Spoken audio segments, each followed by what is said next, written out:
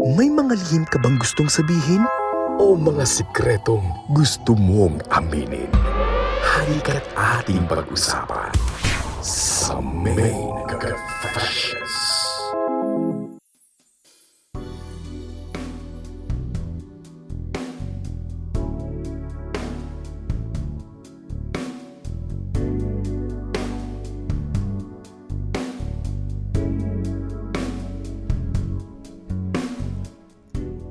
Dear Teacher Main, itago mo na lang ako sa pangalang Rodel, 28 years old at kasalukuyang isang delivery helper dito sa may QC. Ako po ay may ka-live-in partner at siya si Liza, 29 years old at isa naman po siyang vendor sa palengke.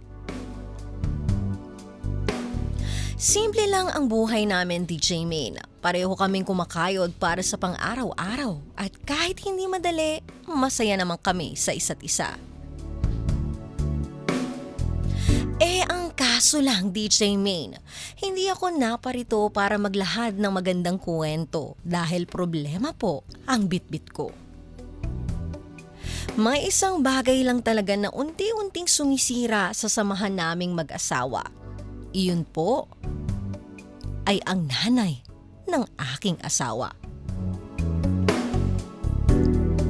Ayoko man tawagin sa ganoong paraan pero ganun po kasi ang obserbasyon ko sa kanya. Kaya naman bago ko tuluyang mailahad ang aking confession, dito ko nais simulan.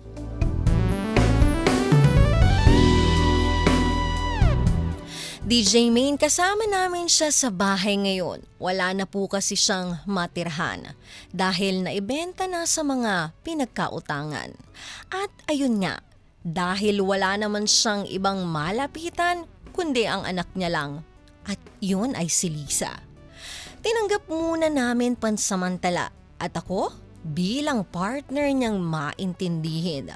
Tinanggap ko na lang din kahit pa labag sa aking kalooban. Nung una, maayos ang lahat, DJ Main. Naiintindihan ko pa, nakikisama ako. Ginagawa ko lahat para walang gulo. Pero habang tumatagal, parang sumusobra na po yung pakikialam niya sa akin o sa amin. Halos lahat na lang may sinasabi siya.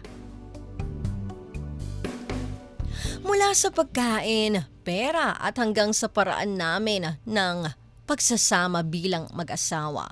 Minsan nga po, kahit mag-uusap lang kami ni Lisa, parang wala na kaming sariling espasyo. Pinipilit ko naman ding intindihin dahil ina siya ng aking asawa. Pero DJ Main, dumating na po sa punto na pati pinakapribadong bagay namin mag-asawa, pinapakialamanan niya.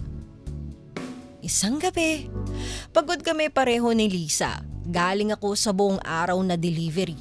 Siya naman sa palengke. Pagkahiga namin, doon namin naisip na kahit papaano ay magkaroon ng oras para sana sa isa't isa.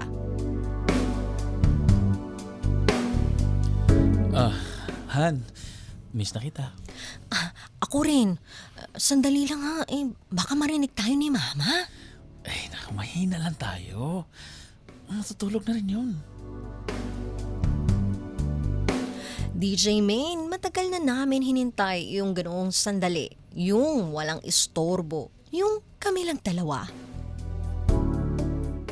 Sigurado ka ba? Oo. Kasi miss na kita eh. At habang naghahalo ang lambing at pagod namin, unti-unti kaming nagdikit. Pero biglang may kumatok. Lisa! Ano ba yung ingay dyan? Gabing-gabi na, may gagawin pa ako bukas.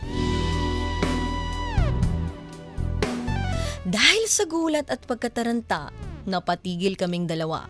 At sabay lumabas ng kwarto para kausapin ang kanyang ina. Labas muna tayo, mahal. Mukhang nagwawala na naman yung nanay mo. Pasensya na, mahal, ah. Ayos lang, mahal. Sa susunod na lang. DJ Main, hindi lang po iyon isang beses na nangyari dahil naging paulit-ulit na rin. Parang timing na timing talaga na kapag may gagawin na kami, bigla na lang siyang kakatok. O kaya naman minsan ay dediretso na lamang siya ng pasok.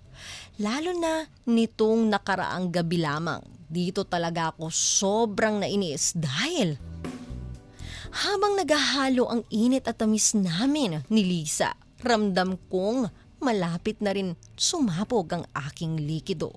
At nang isasabog ko na sana sa loob, bigla namang pumasok ang kanyang ina sa aming kwarto.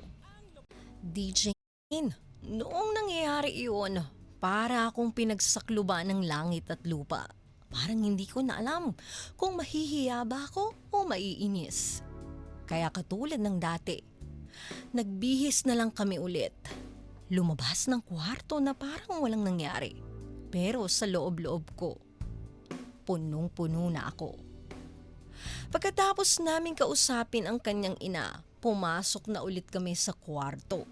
Hindi para ituloy ang naudlot naming pagpapainit, kundi dahil hindi ko na talaga kayang matiis ang nanay ni Lisa. Lisa, hanggang kailan tayo ganito? Anong ganito? Wala na tayong privacy, oh. Kita mo, kahit sa sarili nating bahay, parang may bantay. Natahimik siya saglit pero napansin ko, parang nagbago na rin yung tingin niya sa akin. Ano gusto mong iparating, Rodel? Hindi ko na kaya. Hindi ko na kaya itong ganito palagi. Parang ako ba yung nakikitira sa sarili kong bahay? Ano ang gusto mong mangyari? Palayasin ko yung nanay ko? Hindi ko na sinasabi yun. Ha? Gusto ko lang ng privacy at maging independent tayo. DJ Main, hindi na po naging simple ang lahat pagkatapos noon. Yung dating simpleng usapan lang sana tungkol sa espasyo naming mag-asawa. Nauwi na sa mabibigat na tinginan, malamig na katahimikan, at sa mga salitang hindi na namin mabawi. Minsan, nagkakaayos po kami, pero kapag dumating talaga yung oras na andyan na yung nanay niya, at pinapakialaman na naman ang buhay naming dalawa, doon ako naiinis. Ewan ko ba, DJ Main, may mga gabing uuwi rin ako galing trabaho. Pero imbes na pahinga ang hanapin ko, stress ang sasalubong sa akin. Dahil kapag nandyan ang nanay niya, hindi ako makakilos ng maayos. Parang bawat galaw ko may mali. Parang bawat desisyon namin may kontra. At si Lisa, ramdam ko na rin na nag-iiba siya. Mas nagiging sensitive siya. Mas nagiging defensive. At sa tuwing susubukan kong maglabas ng sama ng loob sa kanya, parang ako pa yung nagiging masama. Kaya para wala ng gulo, mas pinili ko na lang manahimik. Kahit alam ko sa sarili ko na nakakasakal. DJ Main, hindi ko naman hinihiling na mawala ang nanay niya sa buhay namin. Naiintindihan ko ang sitwasyon niya, pero sana maintindihan din nila ako na bilang lalaki, bilang partner, may pangangailangan din ako. Hindi lang pisikal, kundi pati rin emosyonal. Pero ngayon hindi ko na alam kung saan patungo ang relasyon namin.